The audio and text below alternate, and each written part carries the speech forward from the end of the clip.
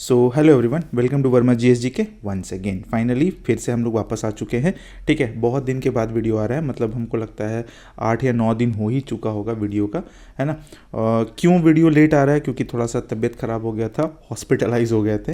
हाँ, थोड़ा सा प्रॉब्लम हो गया था बॉडी में, ब्लड प्रेशर्स वगैरह ये कुछ प्रॉब्लम्स हो गया था। तो फाइनली अब हम रिकवर कर चुके हैं। ठीक है, अब रिकवर कर चुके हैं तो हम लोग इकोनॉमिक का क्लास, इकोनॉमिक जो हम लोग पढ़ रहे थे, इकोनॉमिक्स जो देख रहे थे, चाहे वो एसएससी हो चाहे वो बीपीएससी हो, किसी भी एग्ज़ाम्स के लिए अगर पूरा का पूरा थ्रू आउट देखना है उसके लिए देख रहे थे। उसमें शायद 2 या 3 वीडियो, अगर 2 वीडियो होगा तो ये तीसरा वीडियो हो जाएगा, और अगर 3 वीडियो होगा तो ये चौथा वीडियो हो जाएगा। ठीक है, वैसे तो आपको थंबनेल में दिख ही रहा होगा। तो ये चीज़ होगा, और इस वीडियो में हम लोग पढ़ेंगे इकोनॉमिक प्लानिंग के बारे में। इकोनॉमिक प्लानिंग कैसे कैसे होता है उसका ये पार्ट 1 हो जाएगा। ठीक है, इकोनॉमिक प्लानिंग एक बड़ा चैप्टर हो जाता है, एक ब्रॉड चैप्टर है जिसमें हम लोग 1-2 पार्ट में पढ़ के ख़त्म करेंगे। और हम कोशिश करेंगे पहले इकोनॉमिक्स को ख़त्म करने का, जुलाई के एंड तक हम इकोनॉमिक्स को ख़त्म करने का कोशिश करेंगे। और अब जल्दी जल्दी वीडियो आएगा भी, क्योंकि अब हम पूरी तरीके से रिकवर भी कर गए हैं। ठीक है, चलिए तो स्टार्ट करते हैं। सबसे पहले हम लोग इकोनॉमिक प्लानिंग देख लेते हैं। जैसे यहाँ पर दिया हुआ है economic planning, that is economic blueprints for a brighter future. ये इकोनॉमिक प्लानिंग क्यों किया जाता है? ठीक है, इकोनॉमिक प्लानिंग करने का मतलब यही हो गया कि आप अच्छे तरीके से हर चीज़ को प्लान करके किसी भी कंट्री के लिए हो सकता है, ये कोई ज़रूरी नहीं है इंडिया। हाँ, हम लोग इंडियन पर्सपेक्टिव से पढ़ेंगे, बट ये कोई ज़रूरी नहीं है, सारे कंट्रीज़ के लिए ये इकोनॉमिक प्लानिंग बहुत ही इंपॉर्टेंट हो जाता है। ठीक है, तो चलिए नंबर 1 में है, सबसे पहला जो चीज़ आता है, what is EP, that is economic planning. क्या होता है economic planning? Economic planning is about efficiently, देखिए वर्ड्स पर थोड़ा सा ध्यान दीजिएगा, efficiently using a countries resources. Country में जितने भी टाइप का रिसोर्सेज है, कुछ भी हो सकता है, चाहे वह वाटर हो, चाहे वह सनलाइट हो, चाहे वह इंडस्ट्रीज हो, चाहे वह कॉटेज इंडस्ट्रीज हो, कुछ भी तरीके का है, कुछ भी तरीके का, वो सब कुछ को अच्छे तरीके से यूटिलाइज करना है कंट्रीज के रिसोर्सेज को फॉर डिफरेंट डेवलपमेंट एक्टिविटीज़, अलग अलग डेवलपमेंट के लिए, अलग अलग एक्टिविटीज़ के लिए, ताकि वो अच्छे से पूरा ओवरऑल एक सम अप के फॉर्म में निकल कर आए, उससे अच्छा खासा आउटपुट ले पाए। That is economic planning. It is a conscious effort bye the state government. State government का बहुत बड़ा हेल्प होता है, क्योंकि अगर सेंटर को रिजल्ट चाहिए ना, तो स्टेट गवर्नमेंट के काम के बेसिस पर ही उसको रिजल्ट मिलेगा, अदरवाइज स्टेट गवर्नमेंट छोड़ देगा ना तो प्रॉब्लम हो जाएगा। तो state government is very important to achieve specific economic and social goals. यानी कि जो भी इकोनॉमिक और स्पेसिफिक इकोनॉमिक और सोशल गोल्स है जो भारत के जनता के लिए, चाहे कंट्रीज़ के जनता के लिए है, वो ज़रूरी है, वो उस पर काम करेगा। और उसी के लिए इकोनॉमिक प्लानिंग भी किया जाता है, प्लान बनाया जाता है एक प्रॉपरली तरीके से। हम लोग भी पढ़ते लिखते हैं तो एक प्लान होता है ना भाई, कि हाँ भाई ये टाइम में ये पढ़ना है, ऐसा करना है, ऐसा करना है, इतना सवेरे सवेरे उठ जाना है, ये मेडिटेशन करना है, ये फलाना ढिमकाना, वो सब सारा चीज़। ठीक है, this involves choosing and properly using human and material resources. अब इसमें क्या होता है, चूज़ करना भी होता है कि हाँ भाई कौन इंसान, कैसा डिपार्टमेंट कहाँ काम करेगा, कैसा डिपार्टमेंट, तो उस सबके लिए एक अच्छा खासा कमिटी, चाहे डिपार्टमेंट बोल सकते हैं, वो बनाया हुआ है, ताकि हर एक चीज़ को, चाहे वो मटेरियलिस्टिक हो चाहे वह ह्यूमन रिसोर्सेज हो, वो सबको यूटिलाइज किया जा सके। In India economic planning is listed under the concurrent list. India में जो इकोनॉमिक प्लानिंग है वो लिस्टेड है कंकरेंट लिस्ट के अंदर। ठीक है, listed under the concurrent list, that is the 7th schedule of the constitution. ये कॉन्स्टिट्यूशन का 7th शेड्यूल में मतलब एक तरीके से रिटन है, दिया हुआ है। इसका मतलब क्या हुआ? This means that both central and state government can make laws on it. That means कि अगर इकोनॉमिक प्लानिंग का बात आएगा तो इसमें सेंट्रल और स्टेट गवर्नमेंट दोनों ही, ठीक है, दोनों ही इस पर प्लान्स बना सकते हैं और अपना मत दे सकते हैं। क्लियर हो गया? तो ये था व्हाट इज ईपी। नेक्स्ट में आते हैं types of economic planning. Types of economic plannings में हम लोग बहुत सारा टाइप्स को देखेंगे, कैसे कैसा टाइप का प्लानिंग किया जा सकता है, चाहे होता है, और हमारे इंडिया में क्या चल रहा है, चाहे इंडिया में क्या अडॉप्ट किया गया, वो चीज़ को देखेंगे। सबसे पहला आता है दैट इज इम्परेटिव प्लानिंग, जिसको हम लोग बोलते हैं आदेशात्मक योजना। क्या बोलते हैं? आदेशात्मक योजना। आदेश देने का काम है, डायरेक्शन देने का काम है, उसको बताने का है कि हाँ भाई ये करना है, ये करना है। ऑल्सो कॉल्ड, इसको और कहा जाता है दैट इज डायरेक्टिव प्लानिंग भी कहा जाता है। A central authority decides the plan and the controls all aspect. इसमें क्या होता है, इसमें सारा का सारा काम जो होता है ना, वो सेंट्रल अथॉरिटी ही मतलब अपने हाथ में रखता है। सारा प्लान बनाना, सारा कंट्रोल करना, ये सब सारा प्लान करना, सारा कंट्रोल करना उसी के हाथ में ही होता है। Commonly used in socialist economies, ये ज़्यादातर करके सोशलिस्ट इकोनॉमीज़ में ज़्यादातर करके हेल्प होता है। जैसे हमारा इंडिया एक सोशलिस्ट इकोनॉमी हो गया, तो ये सब चीज़ में हमारा बहुत ज़्यादा यूज़ हो जाता है। क्या भाई? प्लानिंग और उसका control. Aim for maximum use for all resources to achieve plan goals, और ये एम रखा जाता है, ये टारगेट रखा जाता है कि जितने भी टाइप का रिसोर्सेज है वो सब को, जितना भी रिसोर्सेज है वो सब को क्या करना है? मैक्सिममली यूटिलाइज करना है और अचीव करना है हमारे अपने गोल्स को, प्लान जो किए हैं उसको अचीव करना है। ओके, तो ये हो गया इम्परेटिव प्लानिंग, आदेशात्मक योजना। नेक्स्ट है इंडिकेटिव प्लानिंग, दैट इज संकेतिक योजना, संकेतिक योजना, also known as incentive planning, इसको इंसेंटिव प्लानिंग भी कहते हैं। ओके ये अच्छा, ये एक और चीज़ बता देते हैं आपको कि ये जो इकोनॉमिक्स जो चल रहा है ना, ये टोटली थ्योरी बेस्ड है आपका, है ना। अब इससे रिलेटेड हो जाता है एक करंट अफेयर्स, और एमसीक्यू वो तो हम लोग करेंगे ही करेंगे, एमसीक्यू भी लगाएंगे, और करंट अफेयर्स हो जाता है। तो करंट अफेयर्स से रिलेटेड जो भी इकोनॉमी का जो भी न्यूज़ होगा, चाहे जो करंट में चल रहा होगा, वो भी हम कवर करेंगे, डेफिनेटली कवर करेंगे, और उसके बेसिस पर हमारा एमसीक्यू भी होगा, और इसके बेसिस पर भी हमारा एमसीक्यू चलेगा। ठीक है, तो हम लोग इकोनॉमी पर फोकस कर रहे हैं अभी फ़िलहाल। ठीक है, तो इसको जल्दी से जल्दी हम लोग ख़त्म कर लेंगे। इंसेंटिव प्लानिंग, इंसेंटिव प्लानिंग भी कहा जाता है इसको संकेतिक योजना को। The government act as a facilitator, बोले तो हेल्पर बोल सकते हैं, हेल्प करने वाला। ठीक है ना, तो गवर्नमेंट एज ए हेल्प करता है, इनकरेज करता है द प्राइवेट सेक्टर, किसको करता है? प्राइवेट सेक्टर जो भी है उसको इनकरेज करता है। जैसे मान लीजिए अदानी है, तो अदानी को कुछ काम करने के लिए गवर्नमेंट हेल्प करेगा, लोन देगा, ये देगा, वो देगा, और वो फिर काम करेगा, ऐसा। ठीक है ना, वो ग्रोथ लेकर आएगा, ऐसा कुछ करके, that is the incentive indicative planning, इसको इंसेंटिव प्लानिंग भी बोलते हैं। तो private sector to play a role in the economy, economy में प्राइवेट सेक्टर को मर्ज करने के लिए, घुसाने के लिए गवर्नमेंट जो होता है ना, वो प्राइवेट कंपनीज का हेल्प करता है।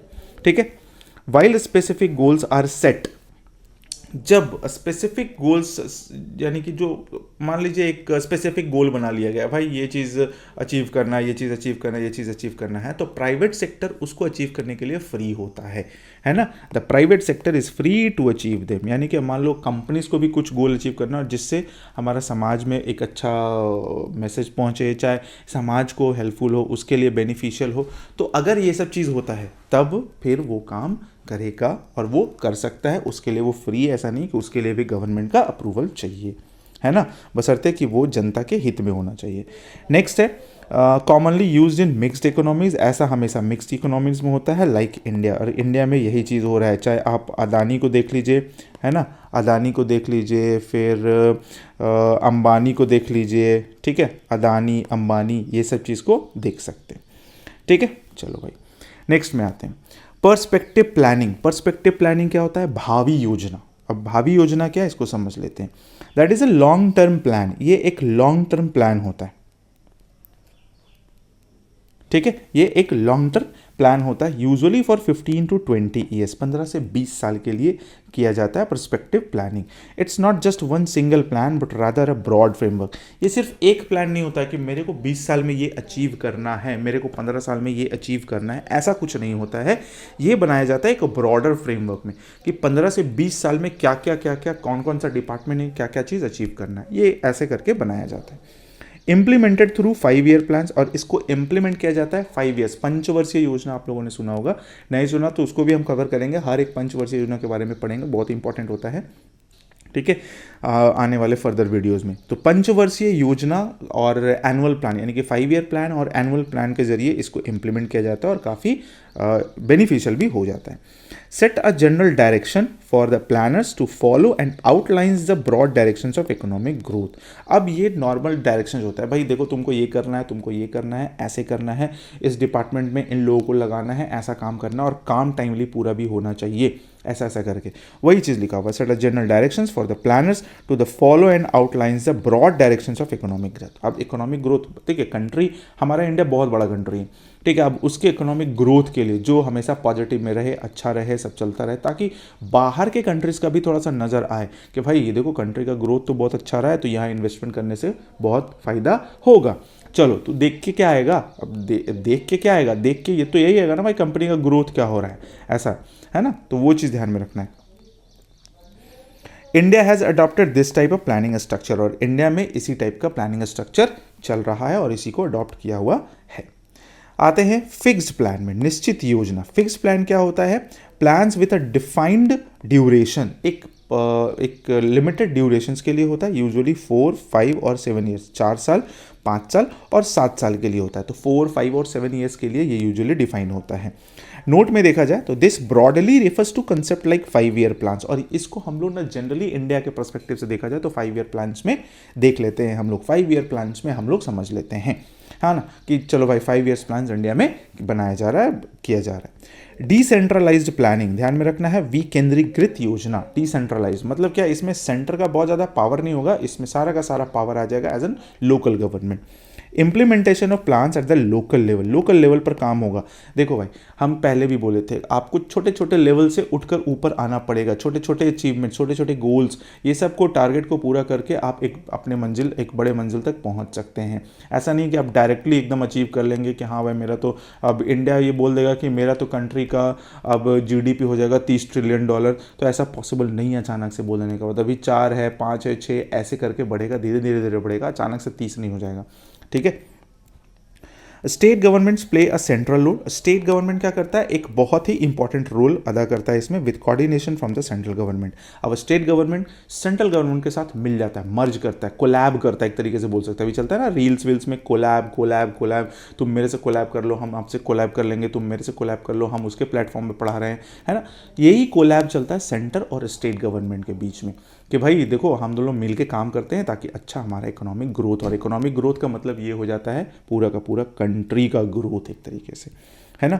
Decisions are made based on the market price mechanism of goods, और डिसीजन लिया जाएगा मार्केट प्राइस मैकेनिज्म पर, मार्केट में क्या चल रहा है, कैसा चल रहा है, लोगों का जो रिव्यू है क्या है, उसी के बेसिस पर प्लानिंग। ऐसा नहीं कि कुछ प्लान ऐसा बन जाए, कुछ ऐसा स्कीम आ जाए ताकि जनता उस पर भड़क जाए, और भड़क जाए तो नुकसान ही है, फिर इकोनॉमिक ग्रोथ नहीं होगा, लोगों का ध्यान जाएगा दूसरे नज़र से, निगेटिव पर्सपेक्टिव से। तो निगेटिव व्यू से अगर जाएगा ना तो फिर नुकसान है कंट्रीज़ को, वो चाहे वो इंडिया रहे, चाहे अमेरिका रहे, चाहे कोई भी रहे, ठीक है।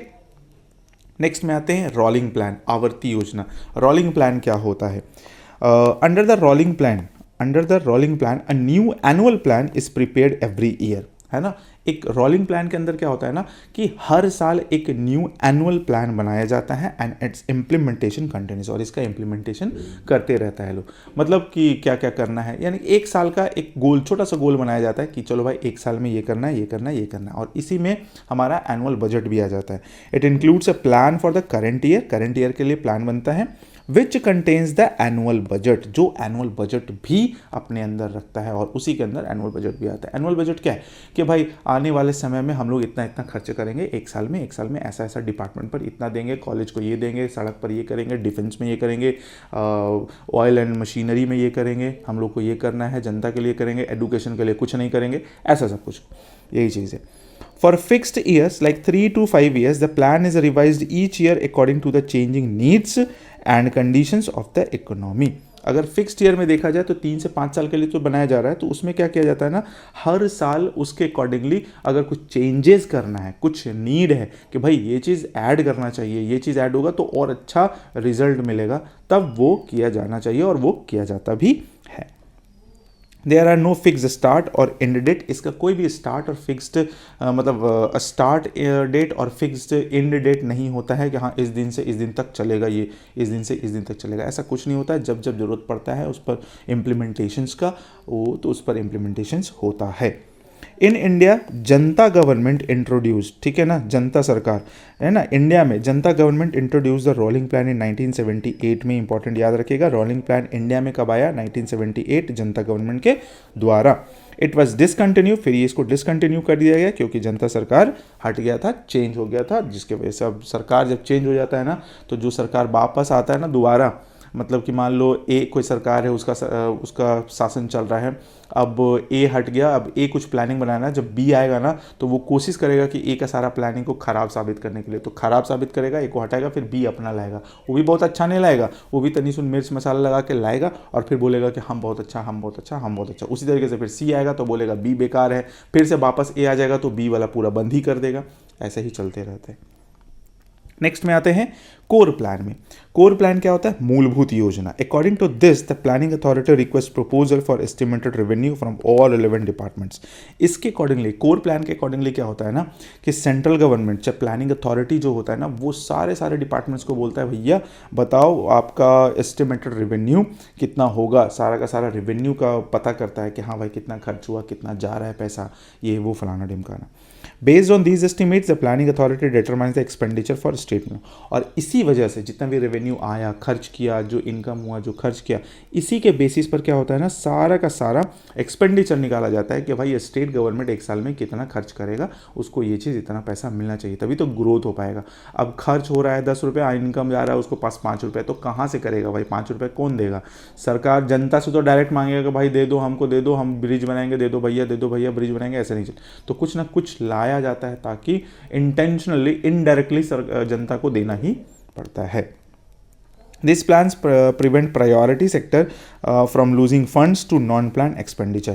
और ये प्लान से ये भी फ़ायदा होता है कि अगर किसी का मतलब मान लीजिए प्लानिंग तैयार नहीं है तो उसको फंडिंग चला जाता है ना, कभी कभी होता है ना कि कोई प्लानिंग नहीं है, उसके पास फंड चला गया, अब वो फंड को देख के अपना काम उस हिसाब से कर रहा है, तो ऐसे से बचता है। तो पैसा क्या होता है, एक ऐसा जगह जाता है जहाँ पर एक्सपेंडिचर प्लानिंग किया हुआ है, वहाँ पैसे का सही यूटिलाइज भी हो पाता है। आगे आते हैं, नेक्स्ट में है types of planning in India. अब टाइप्स ऑफ प्लानिंग, अब इंडिया में देखेंगे कि इंडिया में किस टाइप का प्लानिंग चल रहा है। ठीक है, सबसे पहला जो प्लानिंग है दैट इज इंडिकेटिव सांकेतिक नियोजन, इंडिकेटिव प्लानिंग। अब इंडिकेटिव प्लानिंग में क्या है वो समझ लेते हैं। Aims to achieve certain goals by applying broad principles and guidelines. ठीक है ना, कुछ इंपॉर्टेंट गोल्स, जो सर्टेन गोल्स तैयार किया जाता है उसको अचीव करने का एम रखा जाता है, टारगेट रखा जाता है। ठीक है ना, by applying broad principles and guidelines, जो भी गाइडलाइंस है उसके अकॉर्डिंगली, कुछ भी नुकसान नहीं होना चाहिए, हमारा नेचर को नुकसान नहीं होना चाहिए ऐसा, बट फिर भी ऐसा होता नहीं है। नेक्स्ट में आते हैं, this type of planning is specific to the mixed economy of France. ठीक है, this type of planning is specific to the mixed economy of France. अब देखो ये जो प्लानिंग जो चल रहा है ना, इस टाइप का जो प्लानिंग होता है नॉर्मली फ्रांस में देखा गया है, तो फ्रांस से ही एक तरीके से बोल सकते हैं अडॉप्ट किया गया है, फ्रांस में ऐसा ही चल रहा है। However, the use of indicative planning in India is quite different from the other mixed। But ऐसा नहीं है कि एकदम कॉपी पेस्ट किया हुआ है कि हाँ वहाँ वाला है तो हम लोग यूज़ कर लेते, नहीं, उसको थोड़ा सा मॉडिफाइड किया गया है, उसके बाद यहाँ पर उसी तर्ज पर यूज़ किया जा रहा है, ध्यान में रखना है। In India it was adopted from the 8th 5-year plan. India में इस चीज़ को यानी कि इंडिकेटिव प्लानिंग को कब अडॉप्ट किया गया है? 8th 5-year प्लान में। सोचो, 1st 2nd 3rd 4th 5th, पहला दूसरा तीसरा चौथा पाँचवा छठा सातवां में नहीं, 8वां में, जो कि था 1992 to 1997 में, उसी समय किया गया था और उसके आगे भी चला। ठीक है, तो हम लोग 5-year प्लान तो देखेंगे ही। नेक्स्ट में आते हैं types of planning in India में ही मतलब ये हेडिंग है ऑलरेडी है। अब दूसरा है comprehensive compulsory planning. Comprehensive compulsory planning, व्यापक अनिवार्य नियोजन, refers to centralized planning and implementations with the allocation of resources। अब इसका मतलब क्या हो गया, कॉम्प्रिहेंसिव और कंपल्सरी में सेंट्रलाइज प्लानिंग होगा, इम्प्लीमेंटेशंस भी होगा विथ एलोकेशन ऑफ रिसोर्सेज। मतलब सेंटर प्लान करेगा, इम्प्लीमेंट करेगा, जो भी रिसोर्सेज का ज़रूरत है उसको दिया जाएगा और उसी के बेसिस पर काम होगा, चलेगा। तो ये हो गया कॉम्प्रिहेंसिव कंपल्सरी में। This type of planning is found in socialist countries. ठीक है, सोशलिस्ट कंट्रीज जितना भी है वहाँ ये चीज़ देखा जाता है। Where every aspect of the plan is decided by the state, जहाँ हर एक चीज़ स्टेट के द्वारा डिसाइड किया जाता है। अब ऐसा थोड़ी है कि मान लो आप उड़ीसा में रह रहे हो और उड़ीसा में कुछ स्कीम बन रहा है तो और कुछ आप गलत कर रहे हो तो भारत सरकार आके सेंट्रल गवर्नमेंट आपको परेशान करेगा, नहीं, वहाँ उड़ीसा गवर्नमेंट से आपको मिलना पड़ेगा, उससे पहले आपको एक एक हाथ करना पड़ेगा, तभी जाकर आप सेंट्रल गवर्नमेंट, हाँ ये होता है कि भाई उड़ीसा गवर्नमेंट है चाहे और भी कोई स्टेट गवर्नमेंट है उसके थ्रू अगर काम नहीं हो पाए तो आप ऊपर लेवल पर जा सकते हो, बट पहला तो वही आना है क्योंकि आप गलती कहाँ कर रहे हो उड़ीसा में, तो उसी हिसाब से है सब चलता जाता है। स्टेट है ना। स्ट्रक्चरल प्लानिंग, संरचनात्मक नियोजन, its objective is to change the economic structure. इसका मेन काम क्या होता है ना स्ट्रक्चर प्लानिंग का, कि जो इकोनॉमिक स्ट्रक्चर उसको चेंज करो। अब चेंज करने का मतलब ये नहीं कि कोई बनाया हम चेंज कर देंगे, कोई बनाया हम चेंज कर देंगे, यही करते रहेंगे, नहीं, ज़रूरत के हिसाब से, है ना। This type of planning involves changing the current social and economic structure and creating a new one. ज़रूरत के हिसाब से अगर उसमें है कुछ चेंजेस करना तो चेंज करना, नया बनाना पड़ेगा, ठीक है। और ये बहुत ज़रूरी हो जाता है और ये डेवलपिंग कंट्रीज़ के लिए बहुत ही इंपॉर्टेंट है। क्यों? क्योंकि डेवलपिंग कंट्रीज़ में अगर कुछ ऐसा कुछ स्कीम बना वो फॉलोअप नहीं हो रहा है, आगे नहीं बढ़ रहा है, तो उसको हटा देना चाहिए, ड्रॉप कर देना चाहिए, ताकि ड्रॉप कर देना चाहिए, ना कि उसको फिक्स करने में अपना समय लगाना चाहिए। ड्रॉप करो, नया प्लान बनाओ, आगे बढ़ो, ये चीज़ होते रहना चाहिए। नेक्स्ट में आते हैं फंक्शनल प्लानिंग में। फंक्शनल प्लानिंग में क्या है? कार्यात्मक नियोजन। In this planning there is no need to create a new structure. इसमें क्या होता है, कोई नया स्ट्रक्चर तैयार नहीं किया जाता है। Instead the existing structure is improved और मॉडिफाइड। और हालांकि इसमें क्या किया जाता है, कोई नया स्ट्रक्चर तो तैयार नहीं होता है, बट जो बना हुआ है उसको बहुत अच्छे तरीके से और इम्प्लीमेंट करके, ग्रोथ करके, अच्छे तरीके से एलोकेट करके सब कुछ आगे चला जाता है, ताकि भाई वो अच्छे से काम कर सके, है ना। स्ट्रक्चर इंप्रूव किया जाता है। Functional planning does not bring any change in the economic and social system. अब फंक्शनल प्लानिंग है ना, कोई भी तरह का चेंजेस लेकर नहीं आता है। क्यों? क्योंकि जब प्लान में ही चेंज नहीं हुआ तो फिर उसमें क्या, बस उसको इम्प्लीमेंट करना है ताकि जल्दी जल्दी वो अचीव हो पाए। सेंट्रलाइज प्लानिंग वेरी इंपॉर्टेंट है, केंद्रीय नियोजन जिसको बोलते हैं। The entire process of preparing, approving, implementing, evaluating, reviewing and the plan is done by the central planning authority. इसके अंदर में क्या होता है, जो भी टाइप का, जो चाहे वह प्लान को प्रिपेयर करना है, अप्रूव करना है, इम्प्लीमेंट करना है, इवेल्युएट करना है, रिव्यू करना है कि जनता लोग क्या क्या उसके बारे में बात कर रहा है, ये वो, है ना, हर एक व्यक्ति से पास पहुंच रहा है नहीं पहुंच रहा, तो ये सब सारा काम किसके थ्रू होगा? सेंट्रल प्लानिंग अथॉरिटी के थ्रू ही होगा। इंडिया में ज़्यादातर करके यही है, क्योंकि हम लोग इंडिया की बात कर रहे हैं। It determines the goals and priorities of the planning.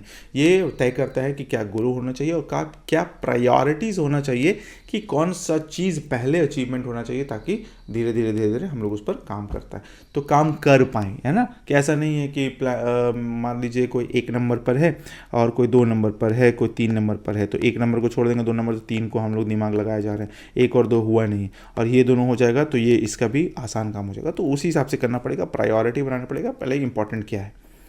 The planning process flows through the top to bottom चलेगा इसमें, ठीक है। सेंट्रलाइज प्लानिंग में this is highly centralize plan where a single authority implements more than one auxiliary plan, है ना। और इसमें क्या होता है, सेंट्रल गवर्नमेंट पूरा का पूरा सेंट्रलाइज होता है, हाईली सेंट्रलाइज बोल सकते हैं, और इसमें एक सिंगल अथॉरिटी पूरा का पूरा काम कर रहा होता है, ना कि पूरा का पूरा काम कर रहा होता है एक चीज़ पर, ना कि अलग अलग। ये चीज़ क्या बोल सकते हैं, single authority implements more than one auxiliary. एक सिंगल अथॉरिटी पूरा का पूरा डिपार्टमेंट पर कंट्रोल करके रखा हुआ होता है। ऐसा नहीं कि हर एक चीज़ को अलग अलग दे दिया गया कि भाई ये तुम कंट्रोल करो, ये तुम कंट्रोल करो, नहीं। इसमें सेंट्रलाइजेशन बहुत इंपॉर्टेंट हो जाता है। डिसेंट्रलाइज प्लानिंग, अब डिसेंट्रलाइज मतलब विकेंद्रीकृत हो गया। डिसेंट्रलाइज में क्या होगा, responsibility for planning lies with local self governing and regional authorities. इसमें आएगा जो डिसेंट्रलाइज में, मतलब सेंटर नहीं होगा तो कौन होगा भाई, तो लोकल होगा, है ना, सेल्फ गवर्निंग होगा, रीजनल अथॉरिटीज़ होगा, यही सब तो होगा। जब सेंटर को ही हटा दिया गया तो बचेगा ना कोई तो आएगा ना, हेड तो बनेगा, तो कौन बनेगा उसमें, जो स्टेट गवर्नमेंट है, लोकल गवर्नमेंट है, रीजनल अथॉरिटीज़ है, ये सब। The planning process flows from bottom to top. इसमें क्या होता है, बॉटम टू टॉप चलता है डिसेंट्रलाइज में। पहले नीचे लेवल पर काम होता है ना, ब्लॉक लेवल पर, और ये ज़्यादा अच्छा होता है, ब्लॉक लेवल, फिर उसके ऊपर करते करते कंट्री का ग्रोथ हो जाता है, तो सब तक पहुंच पाता है। नेक्स्ट है पर्सपेक्टिव प्लानिंग, दैट इज भावी नियोजन, refers to long term planning for 15 to 20 years, 15 से 20 साल के लिए। This planning period is divided into shorter 5 period plan. अब इसको 15-20 साल को ना छोटा छोटा पार्ट में बांट दिया जाता है, जिसमें नॉर्मली 4 से 5 साल का होता है एक window. Perspective planning does not mean there is a single plan for the entire duration, it means a comprehensive vision. Perspective plan जो होता है ना, वो मतलब एक तरीके से नहीं है कि हाँ प्लान बना दिए, वो ये 20 साल का जो प्लान बनाया है ना, उसका एक छोटा टुकड़ा बनाया गया है, जिसमें ये ध्यान में रखना है कि हाँ क्या वो 20 साल वाला चीज़ को अचीव किया जा रहा है कि नहीं। जैसे सस्टेनेबल डेवलपमेंट का गोल जो है ना, तो उसको क्या किया गया है, 2030 तक अचीव करने का टारगेट है, तो वो हर एक लेवल पर होगा। और ये भी बोल दिया गया कि स्टेट अपना भी सस्टेनेबल गोल बना सकता है, तो टोटल 17-18 सस्टेनेबल गोल है, तो उसी के बेसिस पर क्या किया, हर एक छोटा लेवल पर, है ना, एक बड़े लेवल पर तो बना हुआ है ही, कंट्रीज़, बहुत सारा कंट्रीज़ मिलकर बनाया। तो अब छोटे छोटे लेवल पर भी अपना अपना लोग सस्टेनेबल गोल बना दिया हुआ है, SDG सस्टेनेबल डेवलपमेंट गोल्स बोलते हैं उसको। तो बना दिया, उसको अचीव करते जाएगा, धीरे धीरे वो सारा का सारा अचीव हो जाएगा। तो ये ज़रूरी हो जाता है, ठीक है। चलिए बात करते हैं initial stage of planning in India. अब इंडिया का बात करते हैं तो इंडिया में प्लानिंग जो हुआ था उसका इनिशियल स्टेज क्या होता है, कैसे वो स्टार्ट हुआ था। तो सबसे पहला और सबसे स्टार्टिंग में ही हुआ था एक्सपेंडिचर मेथड को यूज़ किया गया था। तो एक्सपेंडिचर मेथड कहाँ से आया, कैसे आया, चलिए स्टार्ट करते हैं। That is in 1934। तो 1934 का समय है, विश्वेश्वरैया प्लान, ठीक है ना। तो इसमें सर एम विश्वेश्वरैया, है ना, सर एम विश्वेश्वरैया नाम ध्यान में रखिएगा, 1934 में is credited with the first attempt to make a blueprint for India's economic development. पहली बार इंडिया का जो ब्लूप्रिंट तैयार हुआ था इकोनॉमिक डेवलपमेंट के बेसिस के लिए, इकोनॉमिक डेवलपमेंट के लिए, वो किए थे सर एम विश्वेश्वरैया 1934 में एक्सपेंडिचर मेथड के अंदर, ठीक है।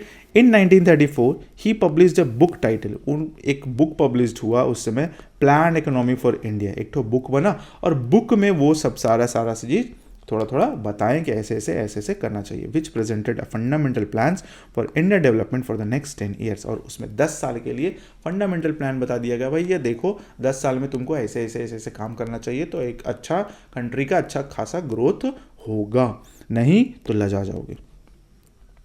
His plan focus on achieving industrialization, उनका फोकस था इंडस्ट्रीज पर, to double the national income in 10 years, 10 साल में इनकम को डबल करना था उनको। Emphasizing the need to coordinate resources at the state level, जितना भी रिसोर्सेज होगा वो स्टेट से आएगा, अलग अलग स्टेट से आएगा, तो उसको कोऑर्डिनेट में लाना जरूरी है, कोऑर्डिनेट करना जरूरी है, कोलैब करना जरूरी है, पॉपुलेशन ग्रोथ पर ध्यान देना पड़ेगा, and public private corporations equal status देखना ध्यान देना पड़ेगा, पब्लिक और प्राइवेट, ये सब चीज़ उस बुक में लिख दिया गया था, बता दिया गया था। That is the plan economy of India. कौन लिखे थे, तो सर एम विश्वेश्वरैया 1934 में। Although the British government did not take any actions on this. इतना मेहनत करने के बाद, अब जाहिर सी बात है 1934 का बात हो रहा है, तो भारत तो आज़ाद हुआ नहीं था, उस समय कौन था, ब्रिटिश लोग था, तो ब्रिटिश लोग इस पर बहुत ज़्यादा ध्यान नहीं दिया, है ना। Did not take any action on this plan, it help prepare the national planning blueprint for the independent India. अब यही चीज़ जो है ना, यही चीज़ काम आया जब भारत आज़ाद हो गया, तब जाकर इसका यूज़ किया गया, इसका हेल्प लिया गया और इसी चीज़ को लेकर आगे बढ़ा भी गया, ठीक है। तो भले उस समय काम नहीं आया 1934 में, क्योंकि उस समय बैल लोग था, दैट इज़ ब्रिटेन लोग था, और जब भारत आज़ाद हो गया तो फिर इसका काम आ गया। इसलिए कहा जाता है कोई भी चीज़ बर्बाद नहीं होता, कभी ना कभी काम आ ही जाता है। नेक्स्ट में आते हैं फिक की प्रपोजल। अब उसके बाद आता है, यानी कि ये जो हुआ ना विश्वेश्वरैया प्लान 1934, उसके बाद आता है फिक की प्रपोजल 1934 में ही। The federation of Indian chambers of commerce and industry, ध्यान में रखिएगा, FICCI, FICCI, a leading organizations of Indian capitalists recommended the need for planning in India। बहुत सारे लोगों का, जो इंडियन कैपिटलिस्ट लोग जो थे ना, उनका ये एक ऑर्गेनाइजेशन था, लीडिंग ऑर्गेनाइजेशन जिसको बोल सकते हैं, बहुत बड़ा ऑर्गेनाइजेशन, और इसमें ये रिकमेंड किया गया था कि भाई इंडिया में अब प्लानिंग का ज़रूरत है, तब कुछ करना पड़ेगा प्लान करके। That is FICCI proposal 1934। Its president में कौन कौन थे भाई, तो NR Sarkar declare that the era of laissez faire, यानी कि मिनिमल गवर्नमेंट इंटरवेंशन।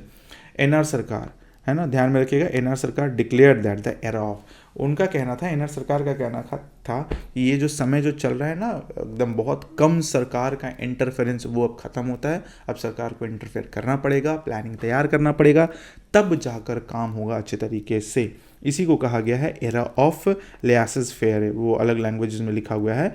तो minimal government intervention was over, ख़त्म हो गया, and it was necessary to include a comprehensive economic plan.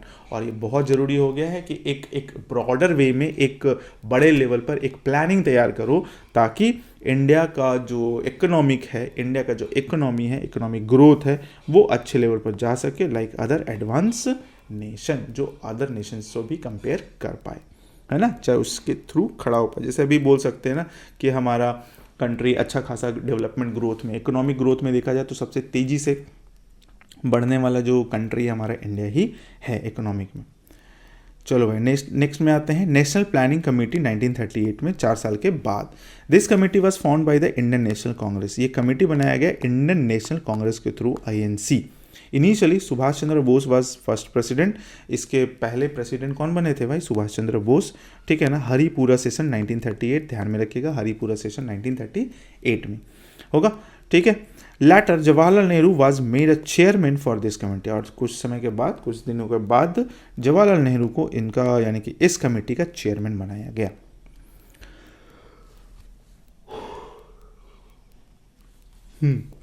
Its main objective was to prepare a comprehensive plan for independent India, और main objective क्या था कि अगर independent India का, आज़ाद भारत का एक कॉम्प्रिहेंसिव इकोनॉमिक प्लानिंग तैयार होना चाहिए, तो उसका वो बनाया गया था नेशनल प्लानिंग कमेटी 1938 में। बॉम्बे प्लान आता है 1944 एंड कंटिन्यूड में। This plan was prepared by prominent industries like industrialist like Purushottam Das Thakur Das, फिर लाला श्री राम, फिर कस्तूरा भाई लाल भाई, एडी शरॉफ, फिर आर्देशीर दलाल एंड जॉन मथाई। तो ये सब नाम ध्यान में रखिएगा, ये सब लोग बॉम्बे प्लान में शामिल थे, ठीक है। उनका इंडल्जेंस था इसमें, प्रोमिनेंट इंडस्ट्रियलिस्ट थे। Unfortunately this plan was ignored bye political parties and the working class. ये जो बॉम्बे प्लान में इतना सब लोग मेहनत किए लगे, लेकिन इसको पॉलिटिकल पार्टीज के थ्रू इग्नोर कर दिया गया, अवॉइड कर दिया गया, ख़त्म कर दिया गया, और वर्किंग क्लास भी इसको बहुत खासा पसंद नहीं किया, तो साइड हो गया, ख़त्म। आता है गांधीयन प्लान 1944 में, proposed by Shriman Narayan Agarwal. Shriman Narayan Agarwal principal of Wardha commercial college, principal थे वर्धा कॉमर्शियल कॉलेज के। Emphasize decentralize of the economy and give priority to agriculture. उनका कहना था कि ये जो इकोनॉमी को है ना, डिसेंट्रलाइज करो और प्रायोरिटी बनाओ एग्रीकल्चर। एग्रीकल्चर आगे जाएगा तो ही कंपनी का, अच्छा कंपनी का नहीं, इंडिया का, कंट्री का ग्रोथ होगा, क्योंकि एग्रीकल्चर बहुत ही इंपॉर्टेंट है। Focus on developing cottage industries, छोटा छोटा इंडस्ट्रीज पर फोकस करो। स्मॉल स्केल इंडस्ट्रीज को बोलते हैं। Strengthen rural areas, rural areas को स्ट्रेंथ करो, यानी कि बॉटम टू टॉप पर आओ, सबसे नीचे लेवल पर काम करो, उसके बाद फिर उसी तरह से बढ़ते बढ़ते बढ़ते अच्छे करते हुए टॉप लेवल पर आ जाओ। लेकिन नॉर्मली होता है क्या, टॉप से बॉटम की तरफ जाता है, कुछ भी नया चीज़ आता है तो टॉप लेवल वाले लोगों को बहुत ज़्यादा फायदा होता है, बॉटम वाला चला जाता है, हुड़ूप नारायण हो जाता है उसके साथ, ठीक है। तो ध्यान में रखना है गांधीयन प्लान, ये 1944 का है। श्रीमन नारायण अग्रवाल, ध्यान में रखिएगा।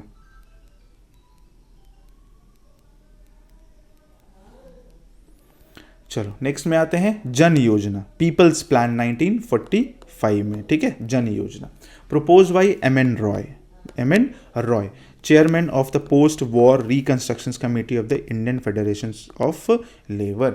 ये हुआ क्या, ये कौन थे, chairman of the post war reconstruction, मतलब जो वॉर खत्म हो गया, एक तरीके से मान लीजिए भारत आज़ाद हो गया। भारत आज़ाद नहीं हुआ, 1947 में हुआ था, तो भारत आज़ाद नहीं बोल सकते, लेकिन पोस्ट वॉर यानी कि एक तरीके से क्या बोल सकते हैं, ऐसे समझिए कि सब कुछ खत्म हो रहा है, लड़ाई झगड़ा ऐसे सब खत्म हो रहा है, उसके बाद क्या होगा, उसके बाद क्या करना पड़ेगा, उसके बाद का क्या प्लानिंग होगा, उसके बाद का क्या करेंगे, कैसे चलेगा, अचानक से तो कुछ प्लान तैयार नहीं हो जाएगा। तो propose by M N Roy, chairman of the post war reconstruction committee and the Indian federation of labour. तो ये एक कमेटी था जिसके ये चेयरमैन थे एम एन रॉय, उन्हीं के थ्रू, और ये जो कमेटी जो बनाया गया था वो उसी के बेसिस पर बनाया गया था। गिव प्रायोरिटी टू एग्रीकल्चर, उनका कहना था ये कि एग्रीकल्चर पर फोकस करना पड़ेगा, अदरवाइज दिक्कत हो जाएगा।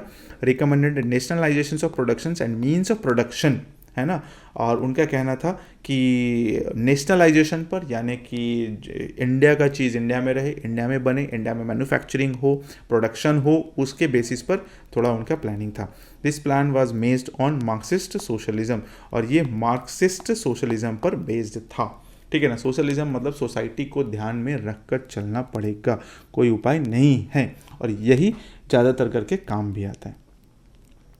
सर्वोदय योजना 1950, अब बात आता है आज़ादी के बाद का, ठीक है। प्रपोज बाय जयप्रकाश नारायण, जयप्रकाश नारायण के द्वारा ये दिया गया। Inspired by Gandhian philosophy and Vinoba Bhave Sarvodaya welfare of all movement, ये इंस्पायर्ड हुए थे गांधीयन फिलॉसफी से और विनोबा भावे सर्वोदया से, वेलफेयर फॉर ऑल। उनका कहना था, सर्वोदया कहने का मतलब वेलफेयर फॉर ऑल, सभी के लिए सब कुछ, ठीक है। स्ट्रेस्ड ऑन एग्रीकल्चर, एग्रीकल्चर पर थोड़ा ज़्यादा फोकस थे, small scale and cottage industries पर। तो उनको लग रहा था कि भाई ये सब चीज़, छोटे चीज़ को इम्प्रूव करो। जैसे होता है ना कि मान लो किसी को कुछ तबीयत ख़राब हो गया, जैसे मेरा भी हम अपना एग्जाम्पल लेके चलते हैं, मेरा ही तबीयत ख़राब हो गया, तो अगर बहुत अर्ली स्टेज में हर चीज़ पता चल जाता है ना, तो उसको फिगर आउट करना बहुत ज़रूरी हो जाता है। इसलिए डॉक्टर्स के पास जाइएगा ना, तो एक स्टेटमेंट लिखा हुआ आपको हमेशा मिलेगा, ठीक है ना, early find out too early figure out, है ना, कि जल्दी से पहचानिए और जल्दी से ख़त्म कीजिए, उसको वेट मत कीजिएगा, अच्छा ठीक है अभी तो बहुत छोटा है, ये काम है, ये वो फलाने में।